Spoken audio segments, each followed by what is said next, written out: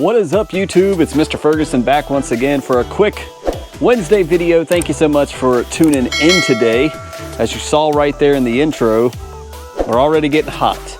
We're already requiring some water. So we're going to talk a little bit about that at some of the best ways to keep your lawn hydrated and to keep it green and looking good for as long as possible. Obviously, this will apply more so to people in my area here in central North Carolina, people in South Carolina, Southern Virginia. Those of you that are further north, clearly your temps are probably a lot cooler. You may even be getting more rain, but we've had a lack of rain here already in North Carolina. We'll talk about that in a second. Hit that like button, hit the thumbs up button if you would to get it out to others. As somebody mentioned recently, there is a bell icon. There should be on my channel if you want to be notified when videos come out. I try to post them when I can to the very top of the page so everybody sees them, but check that out. We did an update video on velocity, on grass seed, on fungus, so check that out. We'll give that another week to kind of for things to take place, and we'll update you again here on Friday hopefully. But let's talk about water. As you may hear that in the background, we've got water going on already in North Carolina, so let's talk a little bit about hydration for our lawn. So guys, as we're out here in the front lawn, you can see that it's looking pretty good. The front lawn has really started growing again. When we did the over application of Velocity PM, it really slowed and stunned the growth of my lawn. The color kind of looked different, and I feel like it's coming out of that. Currently, as you saw in the beginning, I've got the water running because on our bank area up front, as we kind of mosey up this way, it has started to stress out in the afternoons. It's probably not going to look bad this time in the morning. And as you see, I've got my my water hitting a little bit over the edge over here, but because I want to really get all of the front lawn. But I've got the sun to my back here, and the wind's blowing, so sometimes it's perfect, sometimes it's not. But you can see how thin we are right here by the chain and by the road. As we just kind of walk over here without getting hit by a car. My shadow's in the way, but just some of the color of the grass, some of that, maybe a little bit of fungus. I doubt it. I think it's more stress from lack of rain. So, but right here, you guys know that have been watching my channel for a long time, this is the area that likes to stress out first. I'm seeing stress here, and I'll show you over here because I've not watered this. I watered some of that yesterday, and I'm continuing today. But you can see right here by my mailbox, we're already by the road. Some of this grass is already, this is not fungus, this is not animals, this is not, now there are dogs that come by and pee right here, so it could be a little bit of that. But when I'm hand watering this section, it's coming back to life, and you can see back behind it, this grass looks pretty good behind it.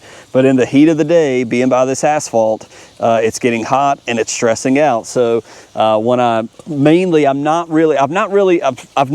watered my entire lawn. I've not needed to. I told you guys we got a little bit, quarter inch of rain not too long ago. But right here, this is stressing out right underneath my mailbox. The rest of this, pretty good. Not seeing a lot of stressed grass. I did see, same thing over here in my front lawn, not seeing a lot of stressed grass over there. I did see back here behind my truck, back in the middle, after I mowed my last mow. And of course, we got Velocity going on here in the back lawn. So the growth of my back lawn is super slow, and that's cool. Like it is very, very noticeable. Let me say it that way. With applying the Lawn Supply AMS, this should be just super growing all over the place, and it's not. It's really nice. It's keeping the color. It's not going too crazy, and it's not growing crazy. But you can, like, little blades here and there are growing, but not too much. And out here, I did see, like a couple days ago, a little bit of stressed out grass, but I've not watered any of my backyard, any of the side yard. I've done the front once, and yesterday afternoon I did a little bit, about an hour or so of watering on the bank. And right now I've just got my sprinkler right now, just basically hitting the front half of the lawn towards the road to get some water on that so that it will last. So that's kind of what we're dealing with. May has historically, since I've been doing tall fescue in central North Carolina, May has been a month where we've struggled with water. Especially 2 years ago, and I'll never forget, it's like we didn't get a drop of rain in May 2 years ago, and it was very, very difficult. Constantly out here, and of course I'm on city water, as you guys know, most of you. I'm not on well water, so every single drop of water is precious and costs money. We also have to pay for every drop of water that comes out. We're paying a sewer price as well. We don't have septic, so we're paying for city water and city sewage. So every bit of water that comes out, they count that towards sewage as well, so that's like a double hit. So that's why our bill is very high, and that's why we try not to water if we don't need to. And right now, the middle of the lawn, the deeply rooted middle part of the front lawn and as well as the back lawn, seems to be doing fine, but it's by the road. You guys know that on the bank, we've dug up a 6 foot or 6 foot, you know, a 2 foot section that one time a couple summers back. It saw all the rock, all of the debris, all of the really hard objects underneath the bank area up here. And because of that, when you have those areas in your lawn where you have rock, where you have objects, where you have roots from trees that are underneath the surface, you know, pretty close to the top, it's more difficult for that grass to get its roots down deep into the lawn. Now, notice that through the pictures, I've showed you guys drone footage and all that, you guys will know most of the time see, man, Mr. Ferguson's lawn looks awesome. The bank looks good when temperatures are cool, when we're getting lots of rain. Everything's dandy and peachy and hunky-dory, right? However, North Carolina, it's May. We're entering into May here this week, so we are definitely going to start seeing temperatures going up and averaging into the mid 80s. And when we start seeing that, the pavement's getting hot.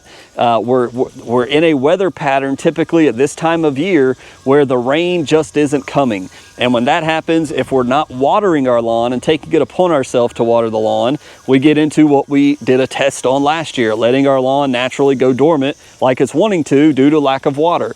So I try to prevent that and get out here and give it a little bit. There was a summer a while back when I said my goal, I don't know if you guys remember, but when I was on the grass factor and everything, I said, I just want to survive. I don't want to keep overseeding because I was losing my lawn. I was losing my grass each and every summer to high temps and lack of water. Instead, I said, all right, I'm committing with the money, with everything. I'm going to water my lawn. I'm going to keep this lawn green. I'm going to survive this summer. And I did. I watered countlessly, endlessly, and it cost us a lot. We had hundreds of dollars in water costs to water the lawn, to keep it alive, to keep it green, to keep it going. And because I survived, my overseeding costs the following year was less. So watering your lawn can save you in the long run, or it can equal out to, would you rather buy a lot of seed in the fall to replace the grass that you lost and start from scratch? Or would you rather take that money, put it in water, if it costs you water like myself, and keep the grass that you've already established, already grown, keep it alive, let it survive the summer heat, and then not have to overseed in the fall as much or with as much seed because you put all that money in the water, if that makes sense. So that's truly what we're dealing with right now in central NC. We don't have a lot of rain coming in. I'm anxious to see what happens in May. And so the sound of the ticking, nice water, expensive water from the meter is going at it right now. And this is all I plan to do today, is just water this bank, hand water this area over here by the mailbox and this section right here. But now, one of the things I am going to apply is I did see that there's a new product that I bought it from Pete. It's called Hydrate. It's very similar to Hydratane, I do believe, if not the exact same thing. The only reason I bought this is to try it, because I can say I've tried it. There's so many different views and opinions on Hydratane. Some people like it. I've seen the test Alan Hain does. He's taken 2 flowers. He's put Hydratane in one, no Hydratane in the other one. The other one shrivels up as long as he's being honest, and I believe that he is.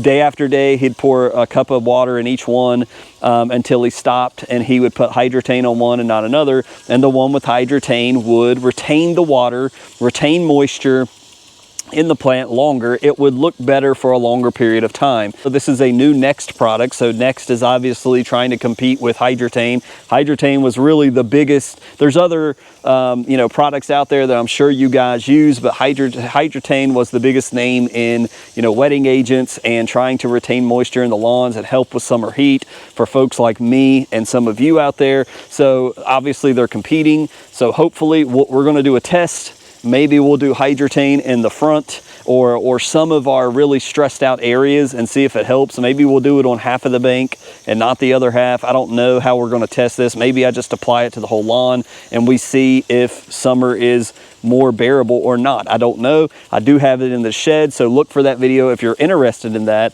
It's about time to get that applied so that when it does rain, that moisture, it will retain it and help the grass and keep it hydrated as long as possible. As we walk back here, that you can kind of see, we're looking good. So we're not stressed out. We're not too crazy right now. We had a 1/4 inch of rain recently, so we're still looking good. But we're getting to the point where if we continue in this pattern, we've got to start thinking ahead, right? Our AMS should be kind of wearing out of the plant a little bit. I do see a little bit of stress right here. It's not bad, but you can see, look at this. You can see the curling of those fescue blades, guys. That is a sign, like we're in pre-dehydration of the plant, I guess is what you could say. And it's not everywhere. Over here, you know, you can see the curling. It's starting to curl up in these blades. So I hope you can see that on the GoPro here. Now, if you're looking at this, like, that's Poa annua. That's actually not Poa annua, believe it or not. That's Kentucky bluegrass seeding. And so I think some of the cool blue from way back in the day, that is definitely Kentucky bluegrass seed heads, have popped up. And when it's under stress, that's when it goes to seed. So looking back here, not so much, fat blades wide open, but right here, curling blades, blades that look like they are for sure, like right here. Let me just pull one. I don't know if it'll show you, but it's not, you can see at the tip, it's curling up. And it's getting a little dehydrated. So I may need to take my sprinkler back here and go ahead and water a little bit, because there's nothing in the forecast looking like we're going to get rain. So here we are again, and that's why, again, guys, you don't want to apply Velocity PM when you've got a stressed out lawn. So I don't want to be applying Velocity herbicide, even though we've done one application. With these things, you have to keep that in mind. What are you putting down? Well, I've done propiconazole and I've done Velocity PM. Well, that's adding a little bit of stress to my grass, so I can't keep doing that. And if you're going to keep doing those applications, you definitely have to keep manually watering your lawn to keep it hydrated and keep the stress out of it from summer if you're going to apply these products. It's a lot. I'm not willing to do that. For me, I'm going to back off the herbicides. We're still going to apply our fungicide, but we need to keep our grass watered. So watering topics, watering conversation, not getting in depth or any details or anything like that with real specifics, but that's kind of the mentality that I have. So walking out here with you guys now and seeing this, I'm gonna have to set my sprinkler over here once I do a little bit of the front lawn. So keep that in mind. If you're in Central NC, you know what I'm talking about. Comment below. You guys up north, you may still be doing fine, but I know the heat probably will be coming your way for long. God bless you guys. Hope you have a great Wednesday. Let me know your comments on this video and your thoughts. We'll see you next time with another lawn care video.